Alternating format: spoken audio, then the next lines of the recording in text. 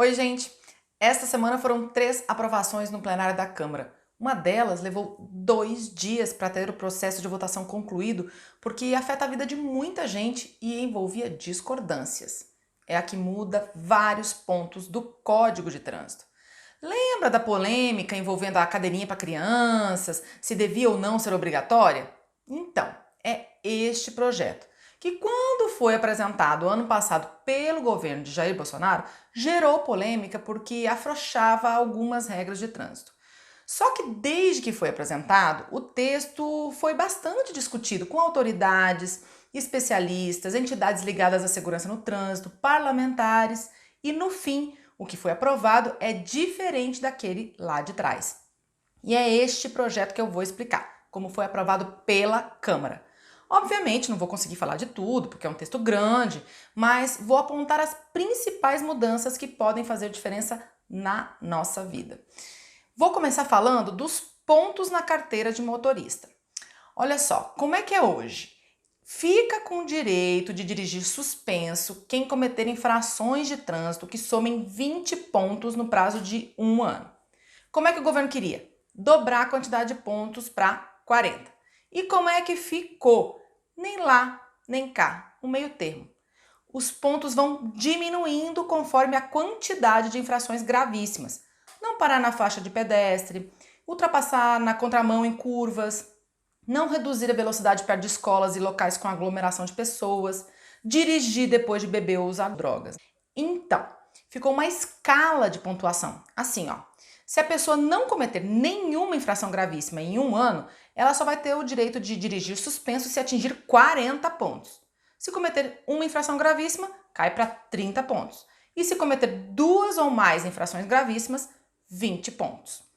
Essa escala foi considerada uma solução inteligente pelo presidente da ONG Trânsito Amigo, que era crítico em relação ao projeto como ele foi apresentado. Dá uma olhada. É uma forma de forçar ou induzir o motorista irresponsável que ele passe a respeitar as leis de trânsito e, consequentemente, diminuindo essas estatísticas dramáticas com tantas mortes nas ruas, nas vias urbanas e estradas do nosso país. Ainda sobre os pontos para ter a carteira de motorista suspensa, uma informação importante. Motoristas profissionais de ônibus, caminhões, táxis, aplicativos, mototaxistas só vão ter a CNH suspensa com 40 pontos, o dobro do que é hoje, não interessa o tipo de infração que cometer. Quando chegarem a 30 pontos, podem fazer um curso de reciclagem e zerar a pontuação. Essa possibilidade já existe hoje, tá? Só que para quando os motoristas atingem 14 pontos. Sobre as multas, sabe aquela possibilidade de o motorista transformar a primeira infração leve ou média do ano em advertência? Então, isso passa a ser obrigatório e não mais a critério do Detran. Ou seja, não conta pontos na carteira, mesmo que a multa possa continuar a ser cobrada em dinheiro. O projeto também cria um cadastro de bons motoristas. Para que isso? Para criar benefícios para quem dirige respeitando a lei de trânsito. As seguradoras podem dar desconto no seguro do carro, por exemplo, para esses motoristas bons, né? Bom, vamos para a validade da Carteira Nacional de Habilitação. Hoje, a regra geral é que tem que renovar a carteira de 5 em 5 anos para quem tem até 65 anos. E como é que ficou? A validade da CNH vai ser de 10 anos para quem tem idade menor de 50 anos, validade de 5 anos para quem tem entre 50 e 70 anos e validade de 3 anos para quem tem 70 anos ou mais de idade. Para renovar a carteira, motoristas profissionais vão ter que continuar passando por exames toxicológicos para detectar se usam rebite ou drogas, né? Regra geral, esse exame vai ter que ser feito a cada 2 anos e meio por esses profissionais. Sobre as cadeirinhas, o governo queria só uma advertência para quem transportasse crianças sem esse dispositivo de segurança, mas, ao invés disso, foi colocada na lei a obrigatoriedade da cadeirinha ou do assento elevado para crianças de até 10 anos de idade ou 1,45 m de altura. Quem não obedecer a essa regra vai continuar levando multa gravíssima. A Eduarda, da ONG Criança Segura, explica por que isso é importante. Dá uma olhada. Os carros hoje, eles não foram feitos para transportar com segurança pessoas menores de 1,45 de altura. No caso do cinto de segurança mesmo, ele tem que pegar nas partes fortes do corpo para proteger a pessoa. Então, ele precisa pegar no ombro, meio do peito e no quadril. Uma criança mais baixa de 1,45, provavelmente o cinto vai pegar aqui nela. E no caso de uma colisão ou freada brusca, esse cinto aqui pode até levar ao estrangulamento da criança. Então, por isso que a gente precisa ficar atento quanto a isso. E por isso que ela tem que ficar no assento de elevação, para ela ficar mais alta.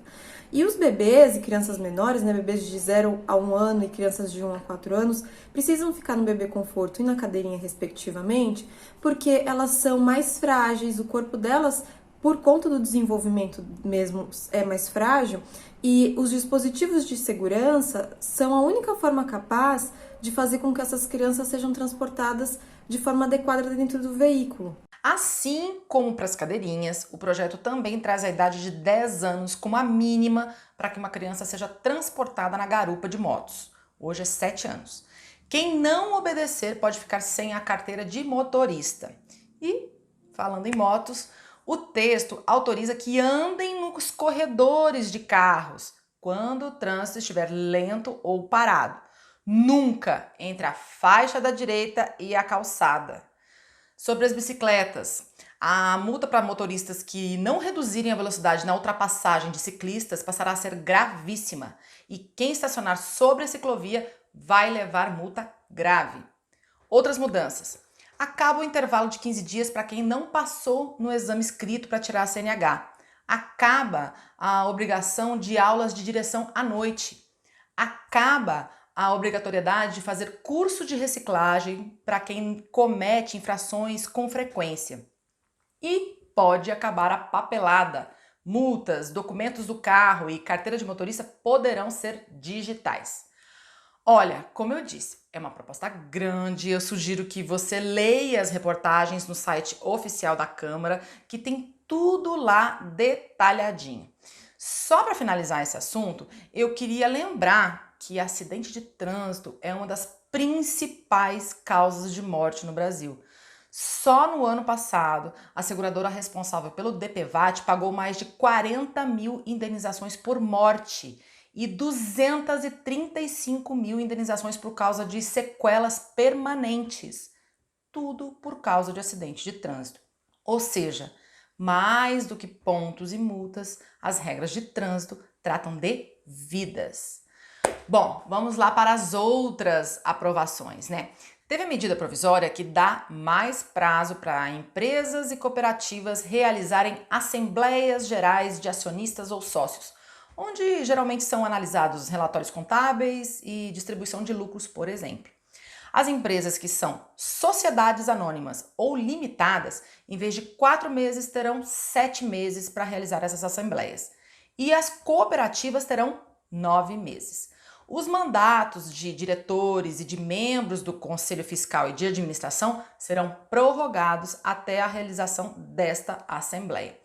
Também foi aprovado o projeto que viabiliza a instalação de um escritório regional em São Paulo do novo Banco de Desenvolvimento dos BRICS, bloco formado por Brasil, Rússia, Índia, China e África do Sul. Tá, e que diferença que isso pode fazer? Pode trazer dinheiro para emprestar a diversos setores da sociedade, incluindo obras de infraestrutura e até enfrentamento da Covid. Enfim, todas as propostas que eu falei aqui vão agora para análise do Senado. Antes de eu terminar, eu quero destacar que o plenário da Câmara também aprovou o texto principal da medida provisória que cria um empréstimo a empresas para pagar funcionários. Mas, como não terminou de ser votado o texto, eu falo disso só na semana que vem. Então é isso, gente. Eu fico por aqui. Até a próxima. Tchau, tchau.